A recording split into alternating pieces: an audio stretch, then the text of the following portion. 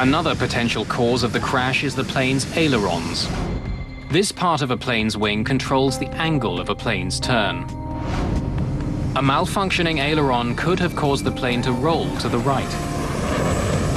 Again, if the crew couldn't fix the problem, the plane would have begun to spiral into the sea. While so-called aileron trim runaway would create a flight path like the one seen during the crash, once again, there's no physical proof to support the theory. And typically, aileron trim runaway can be physically overcome by pilots. All he would have had to do was overpower using more force to move the control wheel in an opposite direction. Overbanked. When they listen to the cockpit voice recorder, the investigators are puzzled by the constant discussion of the plane's autopilot. Autopilot. The captain asked for the autopilot to be turned on.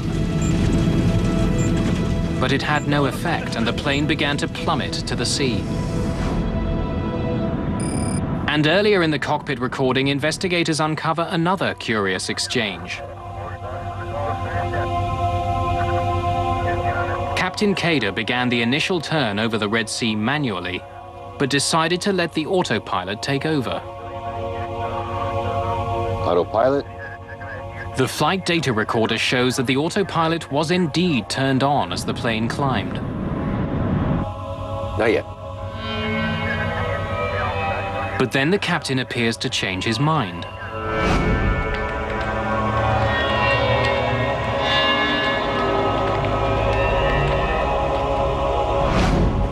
The plane's flight data recorder shows that the autopilot was only activated for 3 seconds.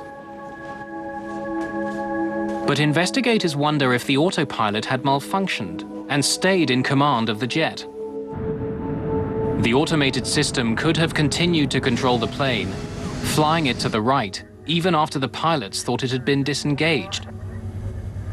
The malfunction of the autopilot, of course, took a lot of work from us because it was nearly impossible to show that it did not happen, and quite impossible to show that it did happen. So, but it was always a very prominent possibility because it would give a very, very close scenario to what was happening. Perhaps most puzzling of all, though, is that no matter what happened to the plane, it appeared to be under control just before it crashed. Moments before impact, the captain was seemingly back in command of his airplane. If there had been some crippling mechanical problem, why did it seem to disappear?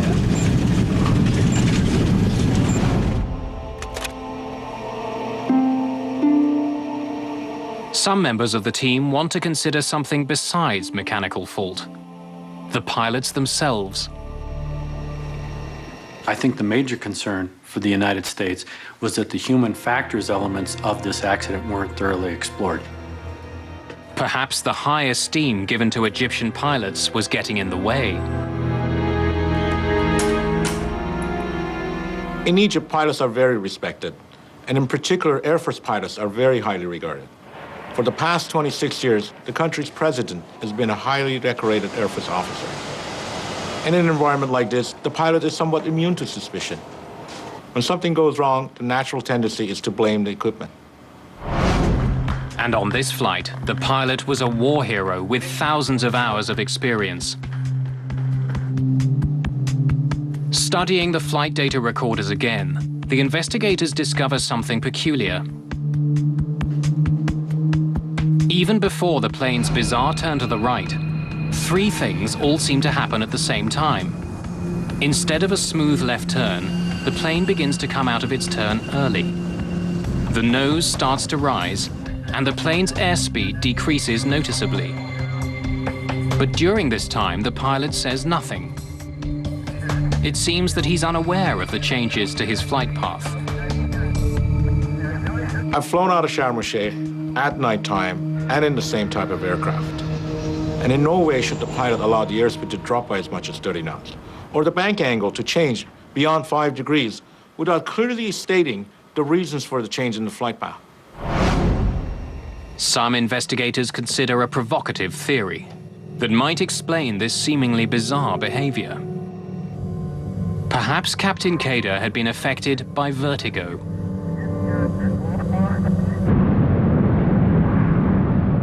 Vertigo is a physiological condition that would exist with any person, not just pilots, and it's based on the inner ear. Over a dark ocean, without a defined visual horizon, no ground lights, the pilot may not be able to perceive visually whether he was flying up, down, left, or right.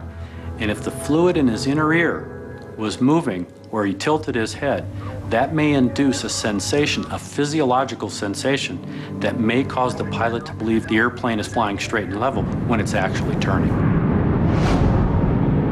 The plane's flight path is ideal for creating a sense of vertigo. The Flash airline jet took off into a moonless night. Captain Kader was flying manually and began to turn as he was climbing. Heading out over dark water, it would be very difficult using just his senses for Captain Kader to know exactly where he was. Roger, when ready, inshallah.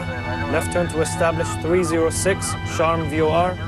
It is actually a very high workload situation, and when there are no visual cues outside because it's a moonless night and you're over featureless territory with no lights in it, you really, as a professional pilot, should be totally aware of the fact that this is a situation in which you could get disorientated. It's a classic. It's happened so many times. It's killed so many people in the last 10 years. When the plane was supposed to be turning slowly left, the control wheel began inching towards the right. Perhaps the captain was making the turn without even being aware of it. When you study the movement of the aircraft control surfaces, it appears that something was guiding Captain Kader to the right.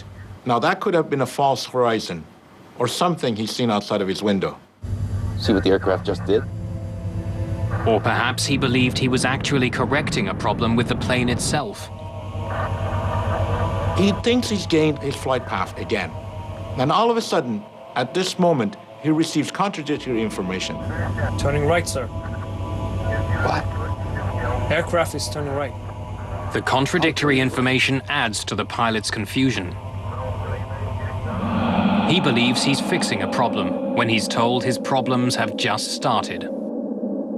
In this particular instance, not only are you trying to fly the airplane and understand situationally what's happening, but you're going through the mental gymnastics because your expectations are one way. Meanwhile, you have the first officer who's telling him something that's totally different. Aircraft is turning right.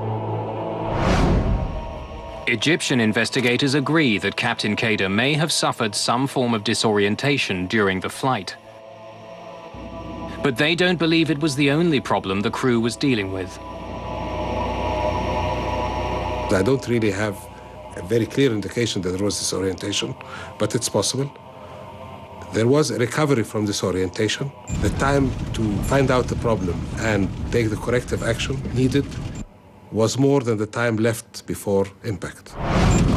No matter what role disorientation played in the crash, investigators are about to learn that the crew wasn't properly trained to deal with it. It's been 2 years since an Egyptian charter plane smashed into the Red Sea. 148 people were killed. Investigators trying to figure out why Flash Airlines Flight 604 crashed face immense challenges. Most of the wreck is still deep underwater. By carefully examining the plane's black boxes, the investigators believe that disorientation may have played a role in the accident. The pitch-black night and the featureless sea caused the pilot to become confused about what was happening. But mechanics